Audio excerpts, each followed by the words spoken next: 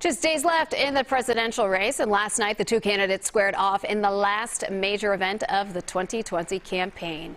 President Donald Trump and former Vice President Joe Biden sparred on the issues including coronavirus and corruption.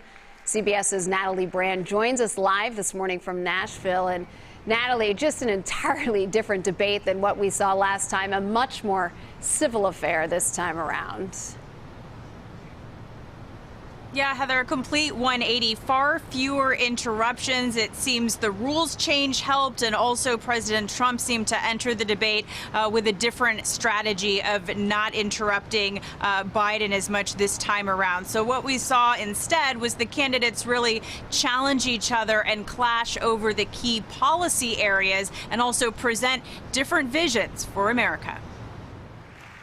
The final presidential debate of 2020 started off with the coronavirus. We're learning to live with it. People are learning to die with it. As the virus has killed more than 220,000 Americans, former Vice President Joe Biden has made the pandemic the central focus of his campaign against President Trump. Anyone who's responsible for that many deaths should not remain as President of the United States of America. We closed up the greatest economy in the world in order to fight this horrible disease that came from China. Later, the candidates clashed over health care. What I'm going to do is pass Obamacare with a public option.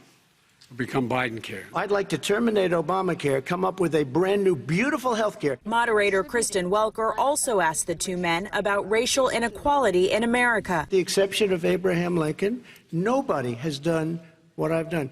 Criminal justice reform, Obama and Joe didn't do it. Abraham Lincoln here is one of the most racist presidents we've had in modern history. On the topic of climate change, Biden says he wants to move away from fossil fuels. Because it has to be replaced by renewable energy over time. Will you remember that, Texas? Will you remember that, Pennsylvania? President Trump made his closing argument about the economy, while the former vice president said the character of the country is on the ballot. Success is going to bring us together. We're going to choose hope over fear. With just 11 days until Election Day, 47 million Americans have already voted. Now, back to the debate. President Trump had previewed this week that he would bring up Hunter Biden on the debate stage, and it did come up a little bit during the debate in the context of accusing Biden and his family of profiting off his position of power. Biden quickly responded that nothing was out of line and nothing unethically done, and then quickly turned it to President Trump, pointing out recent reports about a bank account in China. The president then said he closed that before he ran for president. So there was some back and forth regarding foreign entanglements, but this certainly wasn't a focus of the debate last night. And Natalie, we know we still have 11 days left, still plenty of time to campaign there. Where are the campaigns focusing their efforts over this next week and a half?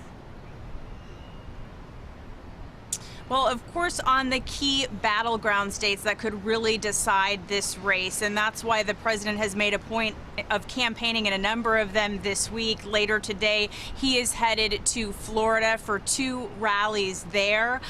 Meanwhile, Joe Biden, we are learning, is traveling to Pennsylvania tomorrow to hit a couple of counties. So I think we can expect to see a lot of travel and back-to-back events in these handful of states, battlegrounds, that could really decide the race, Heather. All right, Natalie Brand live for us in Nashville. Thank you.